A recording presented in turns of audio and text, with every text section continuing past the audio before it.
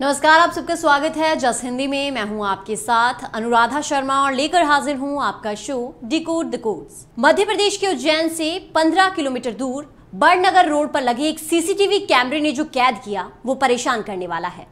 12 साल की एक लड़की है, अर्धनग्न है, खून से लथपथ है। कथित तौर पर उसका बलात्कार किया गया है।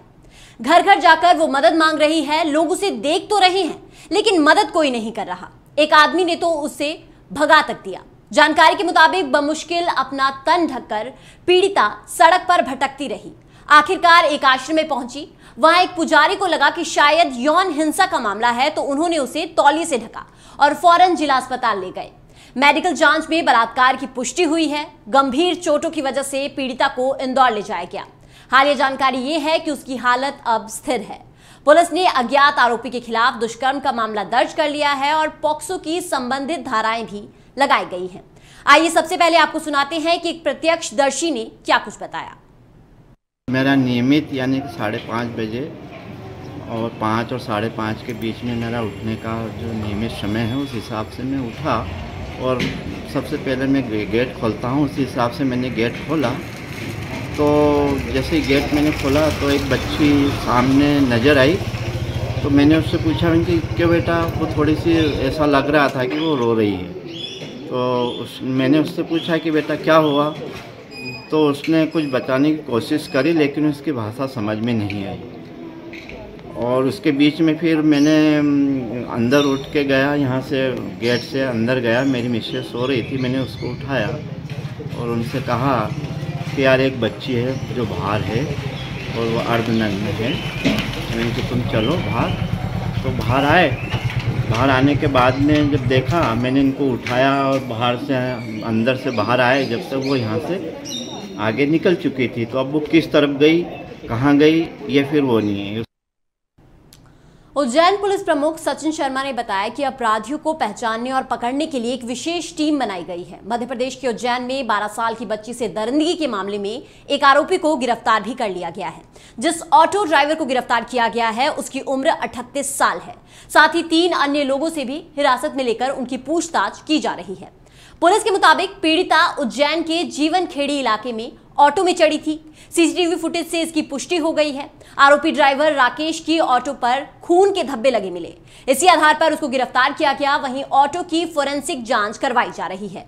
वहीं हिरासत में लिए गए 3 अन्य लोगों में से एक ऑटो चालक भी है और हिरासत में लिए गए तीनों की पहचान अभी तक उजागर नहीं की गई है। इसके अलावा पुलिस ने 8 किलोमीटर तक के सीसीटीवी फुटेज हासिल कर लिए हैं जहां पीड़िता मदद की गुहार लगाते हुए पैदल चली थी। इसी के आधार पर आगे की कार्रवाई की जा रही है। जगह जगह से खंगाले गए सीसीटीवी फुटेज से पता चला है कि वारदात को सुबह 4 से 5 बजे के बीच अंजाम दिया गया। घटना में 2 ऑटो रिक्शा की संलिप्तता पाई गई है। नीलगंगा इलाके से पकड़े गए एक ऑटो ड्राइवर राकेश को पुलिस ने गिरफ्तार कर लिया है, जबकि दूसरे ऑटो वाले को हिरासत में लेकर पूछताछ की जा रही है। दरअसल सीसीटीवी की मदद से पकड़े गए ऑटो रिक्शा के ड्राइवर ने स्वीकारा है कि उसने जीवन खेड़ी इलाके से बच्ची को बिठाकर हाटकेश्वर मार्ग पर उतार दिया था। उसकी ऑटो में खून के निशान भी पाए गए हैं। ड्राइवर का दावा था कि उसने खून से लथपथ बच्ची की मदद की और उसे तन ढकने के लिए कपड़े तक दिए थे। लेकिन ऑटो ड्राइवर की ये जो कहानी है ये पुलिस के गले नहीं उतर रही है। और ऐसा इसलिए क्योंकि जब बच्ची खून से सनी हुई और अर्धनग्न हालत में मिली तो ड्राइवर ने पुलिस को इसकी सूचना क्यों नहीं दी। यानी कि इस पर सवाल बहुत सारे हैं जो उठ रहे हैं। ग्राफिक के जरिए आपको समझाएंगे कि आखिर पुलिस ऑटो रिक्शा की जो कहानी जो बताई है ड्राइवर ने उस पर विश्वास क्यों नहीं कर रही है। सबसे पहले जो सवाल खड़ा होता है वो सवाल ये खड़ा हो रहा है कि जब बच्ची खून से सनी हुई और अर्धनग्न हालत में ड्राइवर को मिली थी तो उसने सबसे पहले पुलिस को इसकी सूचना क्यों नहीं दी। यही नहीं, इलाज के लिए उसे अस्पताल क्यों नहीं ले जाया गया। और हद तो तब हो गई जब पीड़िता को वो सुनसान इलाके में छोड़ गया। यानी कि अगर ड्राइवर को पता चला था तो उसने पुलिस को क्यों नहीं बताया, उसने उसे हॉस्पिटल क्यों नहीं पहुंचाया। और ये जो सारे सवाल हैं ये लगातार जो ऑटो रिक्शा के ड्राइवर हैं उन्होंने जो कहानी बताई है उस पर उठ रहे हैं। इसलिए पुलिस को उनकी इस कहानी पर शक है। पुलिस शुरुआती तौर पर ऑटो ड्राइवर को साक्ष्य छिपाने की धारा 201 के तहत आरोपी बनाने की बात कही है। इसके अलावा एक अन्य ऑटो में भी बच्ची की मौजूदगी के बारे में पता चला है। उस ऑटो के ड्राइवर समेत अन्य 2 लोगों को हिरासत में लेकर पूछताछ जो है वो की जा रही है। पुलिस का दावा है कि गुरुवार शाम तक इस पूरे मामले की गुत्थी जो है वो सुलझा दी जाएगी, लेकिन ऑटो ड्राइवर की कहानी पुलिस के गले नहीं उतर रही है और यही कारण है जिस वजह से लगातार जो है ये जो सवाल है वो उठ रहे हैं। यानी कि पुलिस ने हिरासत में तो ले लिया है, लेकिन जो कहानी बताई जा रही है वो सही नहीं लग रही है। पुलिस ने शुरुआती तौर पर ऑटो ड्राइवर को साक्ष्य छिपाने की धारा 201 के तहत आरोपी बनाने की बात भी कही है। इसके अलावा एक अन्य ऑटो में भी बच्ची की मौजूदगी है जो उसके बारे में पता चला है।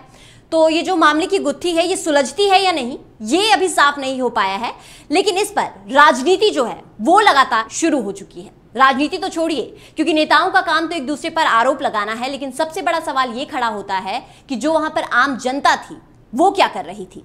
क्या उन्होंने इस बच्ची के लिए कोई कदम उठाया? क्या उन्होंने इस बच्ची की मदद की? ऐसा कुछ नहीं हुआ।